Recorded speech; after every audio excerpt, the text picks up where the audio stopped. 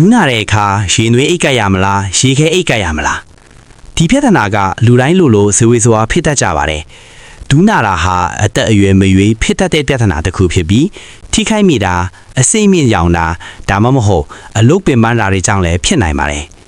တကယ်တော့ရေနွေးအိတ်ရောရေခဲအိတ်ပါဒူးနာတာအတွက်ထိရောက်မှုရှိပေမဲ့ဘလူအချိန်မှာဘာကိုသုံးရမလဲဆိုတာကတော့ကွဲပြားပါတယ်ရေခဲအိတ်ပဲအချိန်မှာကတ်မလဲရေခဲကတ်တာဟာဒဏ်ရာတစ်ခုခုကြောင့်ဒူးရောင်တာနီလာတာဒါမှမဟုတ်အခုလေတိန်ထိခိုက်မိတာမျိုးတွေအတွက်အကောင်းဆုံးပါရေခဲကသွေးကြောတွေကိုကျင်းစေတဲ့အတွက်ရောင်ရမ်းတာကိုကျစေပြီးနာကျင်မှုကိုထုံသွားစေနိုင်ပါတယ်ဒီလိုအခြေအနေတွေမှာရေခဲအိတ်ကတ်ပေးပါအခုလေတိန်ဒူးကိုထိခိုက်မိခြင်းချော်လဲတာခောက်သွားတာဒူးရောင်နေခြင်းသို့မဟုတ်နီမြန်းနေခြင်းလေ့ကျင့်ခန်းလုပ်ပြီးခြင်းဒူးကစူးပြီးနာလာခြင်းအကြောရောင်ခြင်းထိခိုက်မိပြီး48နာရီအတွင်းမှာနာလာခြင်းရေခဲကတ်ခြင်းရဲ့ကောင်းကျိုးများရောင်ရမ်းတာကိုကြားစေတဲ့နာကျင်တာကိုထုံတော့အောင်လုပ်ပြီးတဲ့လက်တလောဖြစ်တဲ့ဒဏ်ရာတွေအတွက်ထိရောက်တယ်ဘယ်လိုကတ်မလဲတခါကရင်15မိနစ်ကနေမိနစ်20အထိတနေ့ကို2ချိန်ကနေ3ချိန်အထိကတ်ပေးနိုင်ပါတယ်အရေပြားကိုမထိခိုက်အောင်ရေခဲအိတ်ကိုပစိုးဒါမှမဟုတ်အဝတ်ပန်တာတစ်ခုခုနဲ့ပတ်ပြီးမှကတ်ပေးပါရေနွေးအိတ်ပဲအချိန်မှာကတ်မလဲရေနွေးအိတ်ကတော့ဒူးရောင်တာမျိုးထက်ဒူးကောင်းအကွေးအဆန်တောင်တင်းတာကြွက်သားတွေနာကျင်တာနဲ့နာတာရှည်ဒူးနာတာတွေအတွက်ပိုတင့်တော်ပါတယ်အပူကသွေးလည်ပတ်မှုကိုကောင်းစေပြီးတောင့်တင်းနေတဲ့ကြွက်သားတွေကိုပြေလော့စေပါတယ်အစစ်တွေကိုလည်းပိုပြီးလှုပ်ရှားရလွယ်ကူစေပါတယ်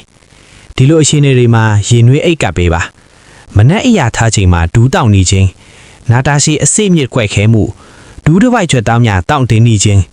အနာဟောင်းတွေကပြန်ပြီးကွက်ခဲနေခြင်းရောင်ရမ်းမှုမရှိပဲဒူးနာခြင်းရေနွေးအိတ်ကချင်းရဲ့အကောင်းကျိုးများကြွက်သားရဲ့အစစ်တွေကိုပြေလောစေတယ်သွေးလဲပတ်မှုကောင်းစေတယ်ဒူးတောင်တာကိုလျော့ပါစေတယ်နာတာရှည်နာချင်းကွက်ခဲမှုတွေအတွက်ကောင်းမွန်ပါတယ်ရေနွေးအိတ်ဘလို့ကတ်မလဲလှူရှားမှုတွေမလုပ်ခင်မိနစ်20လောက်ကတ်ပေးပါဒါပေမဲ့ဒူးရောင်နေချင်းဒါမှမဟုတ်အခုလေးတင်ထိခိုက်ထားတဲ့ဒဏ်ရာပေါ်ကိုတော့ရေနွေးအိတ်လုံးဝမကတ်ပါနဲ့ဒီလိုလေးမှတ်ထားလို့ရပါတယ်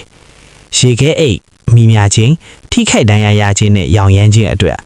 ရေနွေးအိတ်ဒူးတောင်ခြင်းနဲ့နာတာရှည်ကြွိုက်ခဲခြင်းအတွက်နှမျိုးလုံးတုံးလို့ရသလား